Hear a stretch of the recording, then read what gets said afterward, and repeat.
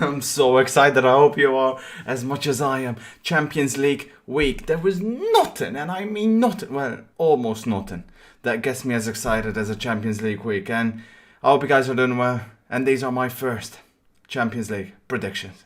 Kicking it off with Real Madrid against Liverpool. This, to me, is the most intriguing tie. It's the one I'm most looking forward to because it can really go either way. We're not going to sit on the fence, don't you worry about that. But I don't know. Let's look at it from a tactical point of view first. I think Liverpool, we know how they're going to line up. Well, I think at least this is how he's going to line up. I don't think he's going to unleash all of the front four right off the bat. So this should be what they're going to line up as. But Real Madrid, we don't know. He's got a lot more, well, uncertainties, which results in a lot more options. Now, they've got a big game against Barca squashed in between these two games. So that is one thing to keep an eye on. Not that he's going to rotate too much, obviously, but it's one of those where I think, well, recently Madrid have been playing a back three. And let's be honest, against Liverpool, a lot of teams have had a lot of success when they play a back three or a back five, especially United. I think that's one way of nullifying their front three. So I'm pretty sure Zidane will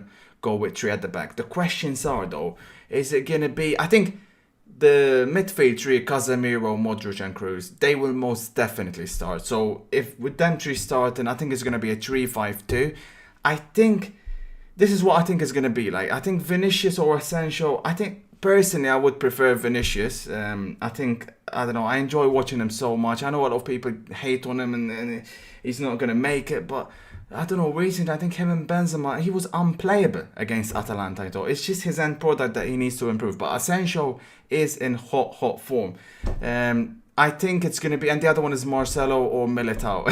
Good old pink boost. Let me tell you something. He's most definitely not as good as he is in FIFA or used to be in real life. So if he does start, I think Mane can most definitely get at him. But I think it's going to be Marcelo. Marcelo was good when I watched him on the weekend, but I don't know, has he still got what it takes to play in these kind of games with this intensity? We will see. This is where Ramos is a big loss, because with Ramos it would have been a lot easier. I think Mendy would have just slotted on the left wing back and then Ramos at the back. So yeah, I think looking at it from that point of view, to me, you'd favour Liverpool, but key batters, Benzema against those two centre-backs. Listen, Kabak and Phillips have been good as of late, but they've not had to deal with someone like Benzema. If Madrid are to stand a chance, they need Benzema to be at his best, which, well, he has been as of late. But I don't know, what worries me is the over-reliance on him. It seems to me the only firepower they have is really him. And I don't know, I guess the second battle, which brings me, is Casemiro against Fabinho. I'm excited for this because...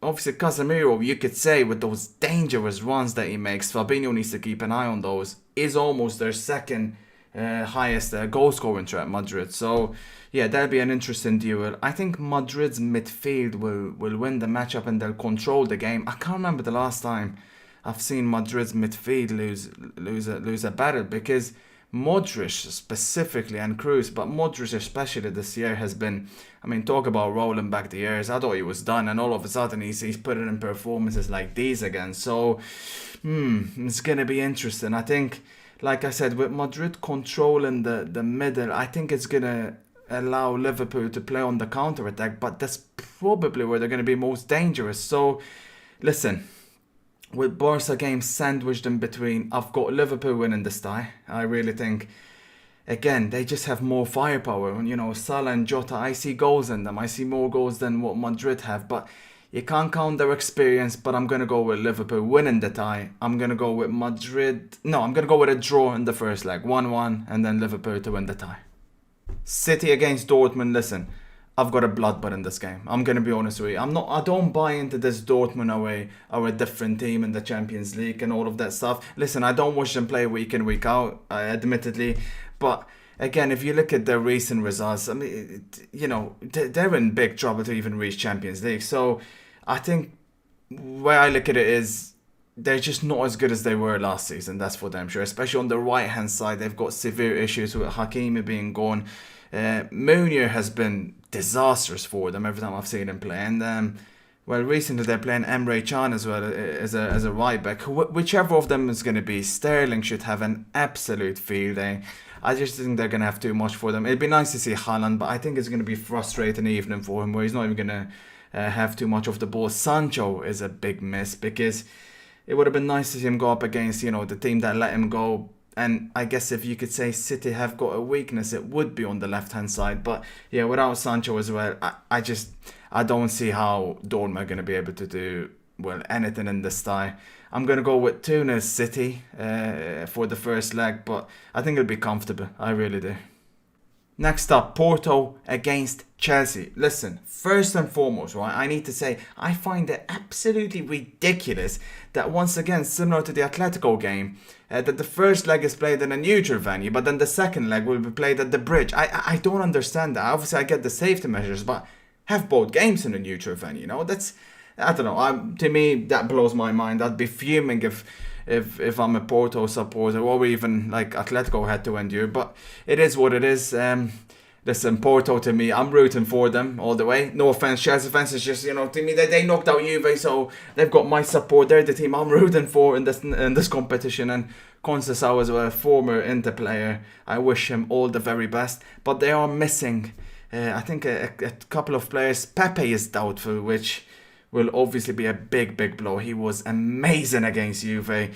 Keep an eye. Otavio was fantastic when I seen him against Juve, as was Corona to a lesser degree. So keep an eye out for those two. Like I said, obviously I don't watch Porto playing week in, week out, but Marega, I remember, he needs to take his chances because against Juve he did miss a couple.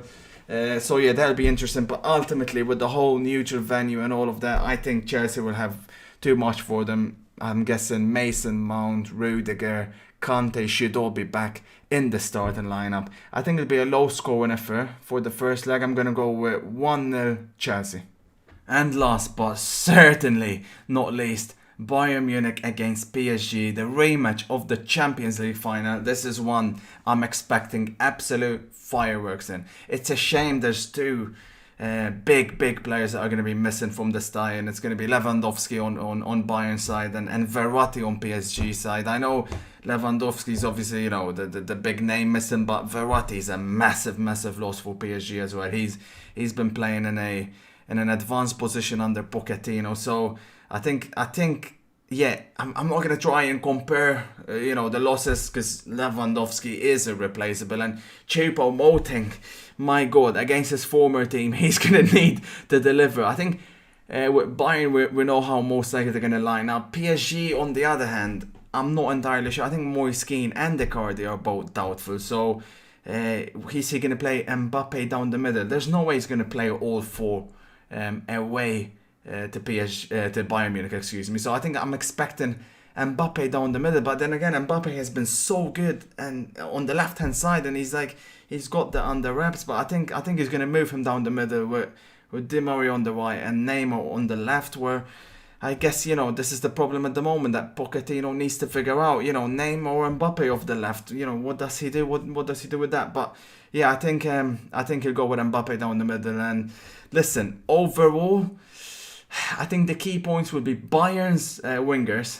Coman and Sané should have a field day against. I think PSG's weak point is their fullbacks, and I think that's going to be the key for Bayern. And then of course they need to hope that Choupo-Moting does end up finishing the chances, or of course Müller, who will make those surging runs. And speaking about surging runs, Goretzka and Kimmich.